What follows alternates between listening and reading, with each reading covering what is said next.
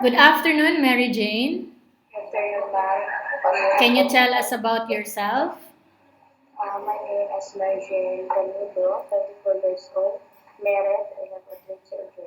I have few questions for you to answer, Mary Jane, so let's start. Okay, why do you want to work as a maid? I have to earn money to make my family. Why you choose Malaysia when there is a lot of other country? Yes, I like that country. You like this country. Okay, how are you qualified for this job? Good, and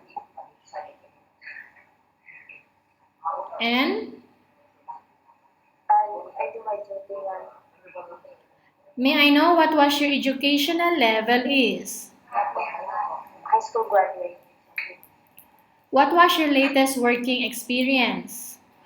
I've been from Bahrain, 2 years finish Okay. contract, and then Malaysia, 2 years finish contract. Okay. Do you have experience of taking care of babies? Yes, ma'am. Whose babies did you take care before? For my employer, Your employer. How old was the kids? from Bahrain, 14 years old, 16, and 18. Okay, And so then, all children grown up. Okay. yes, Are you willing to take care of infant? I'm not willing, mom, but I'm willing to take care of children, Okay. 2 years old to up. 2 years old above. But Yes, newborn infant, you don't want to take care. I don't want. Okay. How about assisting elderly? Yes, mom, I can. Okay. You have experience? Yes, I have. Okay. Do you have any other special skills? No, mom. Are you willing to learn new skills? Yes, mom. Are you willing to work with a family where the mother-in-law or any relatives stay together? Yes, mom. Currently, are you still working now? No, mom. Do you know how to cook, Mary Jane? Yes, mom. Okay. What sort of food can you cook? For Chinese, soup, Chinese food, and then noodles. Okay, so you mean basic Chinese food. Yeah, this Chinese food, yes. Okay. Are you aware that you will have to do washing, Yes, cleaning, ironing, and cooking? yes, I do. Okay. From all the house chores that I have mentioned to you, which do you like most? Iron, washing, cleaning, all around, mom. All around. If ever you will be selected to work here in Malaysia, again, Mary Jane, who will take care of your children? My husband and my father. You are not allowed to use handphone during working hours. Yes, ma'am. You are only allowed to use handphone after you finish all the works and when going to bed. Yes, ma'am. You are strictly needed to surrender the handphone to your employer in the morning and your employer will return back to you once you're going to bed. Yes, ma'am. If ever your employer finds out that you are abusing of using your handphone and it's affected your working performance, your employer will confiscate your handphone. Yes, ma'am.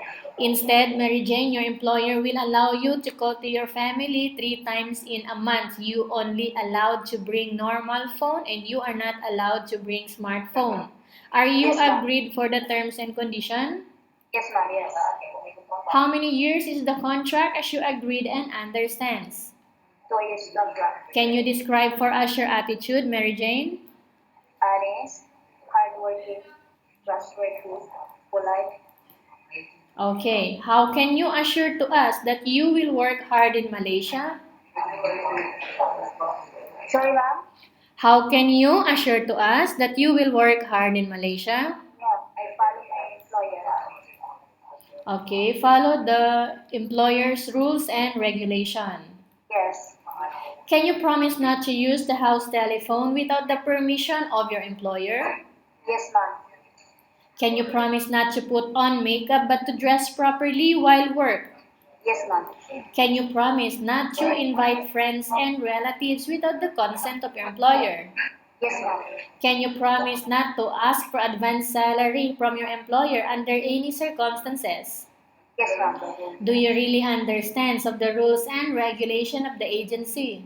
Yes, ma'am. Do you pay any placement fee for you to come to Malaysia to work as a maid? No, ma'am.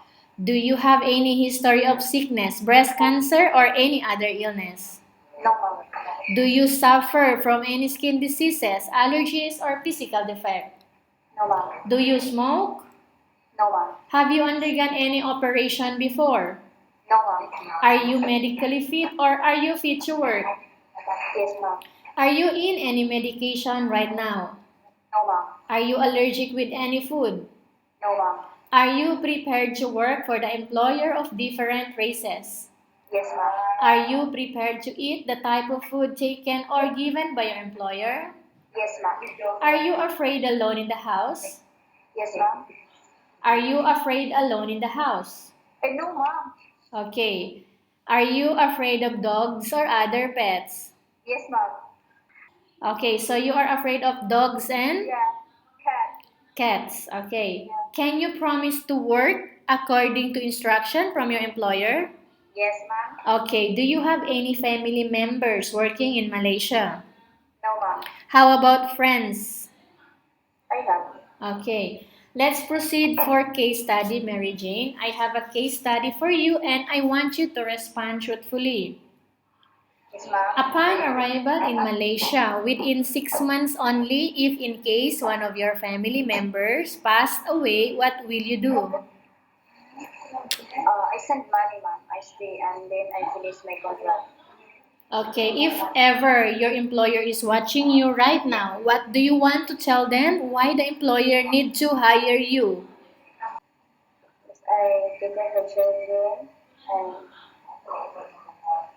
I am hardworking, polite, and trustworthy. Okay, aside from that, any other you want to tell to your employer why they must hire you? I am hardworking, ma'am. Okay, tell us about yourself, Mary Jane. I am Regine Canedo, 34 years old, married. I have a 3 children. Okay, and why do you want to work in Malaysia as domestic helper? I need to earn money to help my family. Okay, thank you very much, Mary Jane. We will update to your agency if there is any selection made by the employer.